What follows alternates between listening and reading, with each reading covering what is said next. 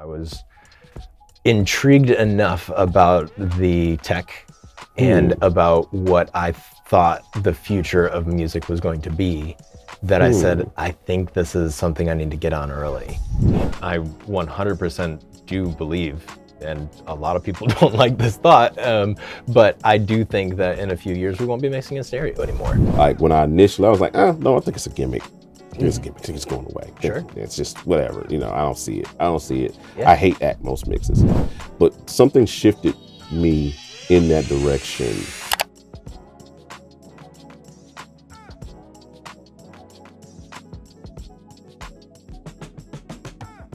So past, present, awards, all of that. So now I want to kind of segue and talk about future stuff, which primarily what I want to dig into is the Atmos stuff that, you know, you're kind of getting into. And as far as I know Duncan has done some 5.1 stuff. But as far as I know, like right now, like you seem to be really killing the game, or at least getting into the game really heavy with the Dolby Atmos spatial audio stuff. What was the draw towards moving into that direction? Belief in the format, honestly. Interesting. Yeah. Yeah. I started putting this room together before Apple announced spatial audio. Really? Because I was intrigued enough about the tech and about what I thought the future of music was going to be that I said, I think this is something I need to get on early. And the room took a little longer to put together than I planned. But now that it's all together, I mean, geez, that once Apple announced spatial audio, that sort of blew things up a bit.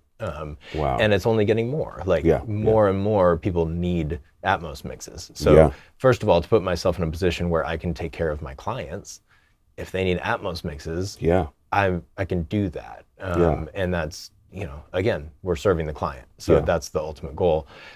Secondly, I do believe in the future. Yeah. And I 100% do believe, and a lot of people don't like this thought, but I do think that in a few years we won't be mixing in stereo anymore. We'll be mixing in Atmos, and if we need a stereo mix, that'll be the fold down from Atmos. So, yeah, I know people are already working towards that. I have so far been doing Atmos mixes based on stereo mixes, which is the standard way to do it at the moment, but that's evolving because it's expensive and time consuming to do 2 mixes of every song. Definitely. So yes, right now I'm mostly working in like mixing in stereo, and then if we also need an Atmos mix, I then mix it in Atmos after the stereo mix is approved. Interesting. And that's sort of the way it is right now. But this is evolving so fast that things are changing constantly, and I definitely don't think we'll be doing that in a few years. So I agree with you. I initially, actually we have a Hangout podcast where me and my guy Dale Tabor, amazing engineer, he mixes and he does mix for film. So he's been mixing in like 7.1 for like years, but he's more on the film side of things. But we were talking about this very thing, and I wasn't at that point. This shows how much my brain would change and mine would change on things in like the space of 6 months. Like when I was like, no, I think it's a gimmick.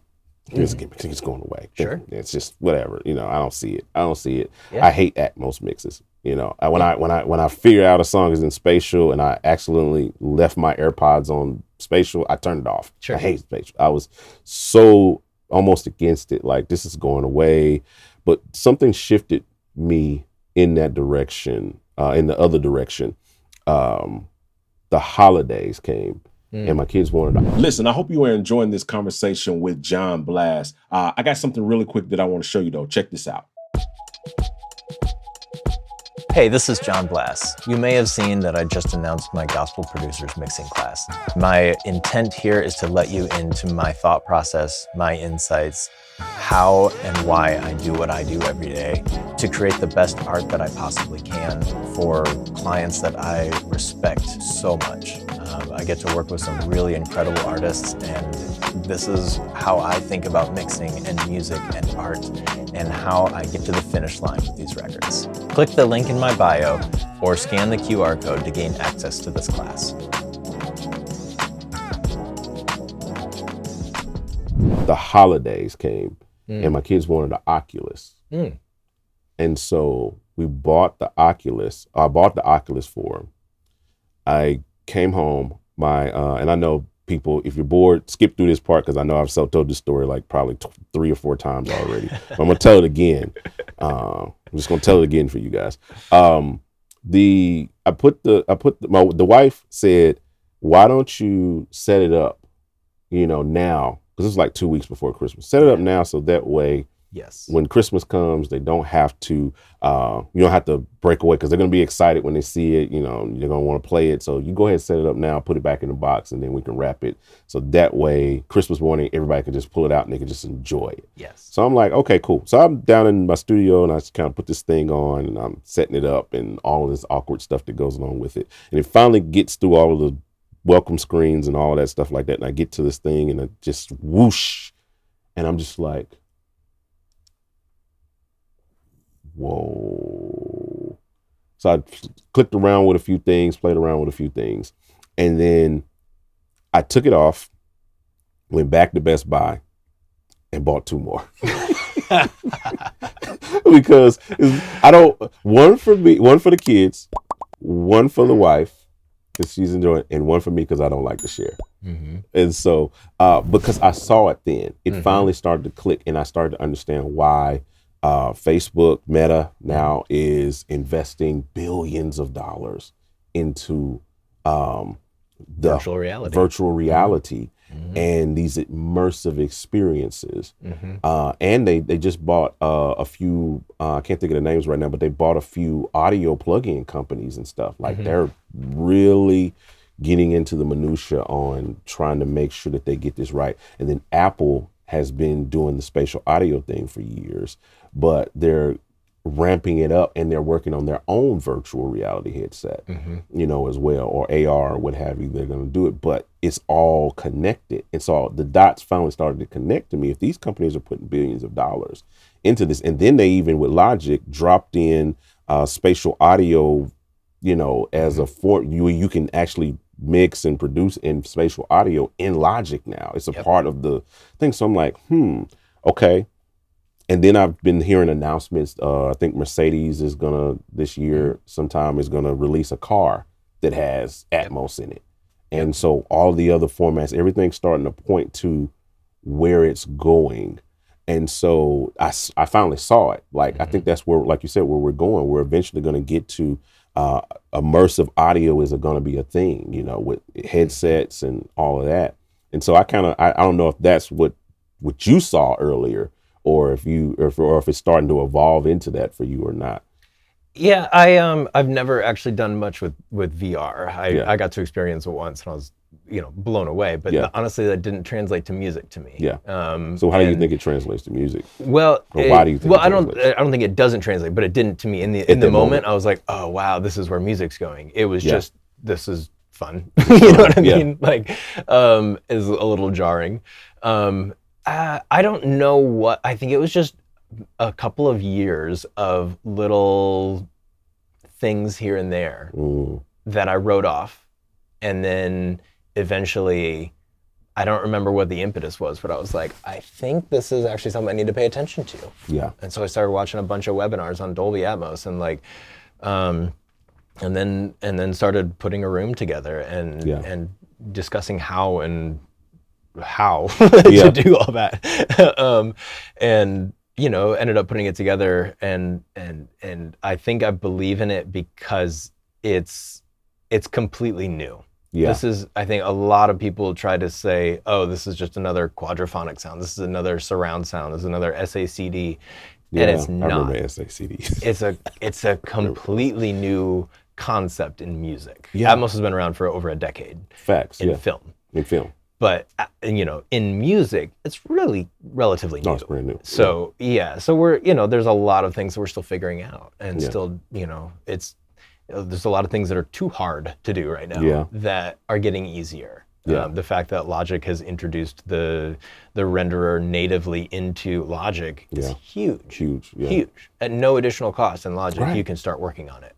That's huge. And they obviously are the ones that are dominant in the Dolby Atmos space because of their spatial audio thing. Right. So yeah, they have incentive to they're gonna get it follow out. suit. Right, exactly. And it's already on Amazon. It's already on, I think, everywhere but Spotify. Yeah, so, they're coming. and Spotify this week showed a picture of their Atmos room. They have an Atmos studio that they built. So it's coming. And the thing is, like, I think people are scared away by the consumer. How is the consumer going to hear this, right? No one's going to put up 11, 12 speakers in their living room, but you don't have to. No. And that's the beauty of Atmos to me, is that with your sound bar, you probably already have to watch movies with. Yeah. It's probably Atmos enabled already. The Sonos one, the Sennheiser one, like those are Atmos enabled already, and you can extend those if you want to put, the little Sonos ones behind you. It can help, and they sound really incredible. Yeah. A few years ago, I went to a producers and engineers wing event, and they had a Sennheiser Ambio soundbar setup. These are very expensive soundbars, but pretty incredible. And they had it in a room along with a full Genelec speaker setup for Atmos. And they flipped back and forth, and I was like, how? That does not make any sense to me. And at that point, to me, it was still a gimmick. And and in hindsight, I'm like, I was so dumb. Right. And I'm still in it pretty early, and also back then, I didn't think anything of it. Because I also viewed it as I don't do surround sound. I don't do that. But it's changed. So now, as we're evolving this, it's going to be, you have one file. Yeah. You have one mix, and it's a spatial audio. It's an immersive mix, right? Yeah. And if you play it back on your AirPods, you hear the spatial audio version or the binaural version, depending on what format you're on. If you play it on your Amazon Echo, you'll hear it. Right now, it's the Echo Studio has it, not the regular cheaper Echo. If you play it on your HomePod, you'll hear it. If you play it in your car, you'll hear it. And if you don't have one that's enabled, you hear it in stereo. Yeah. Right? So one file that does the math to figure out what it has to do to play it in the best way possible based on your setup. What could be better than that, right? So I think I think it's going to grow into that.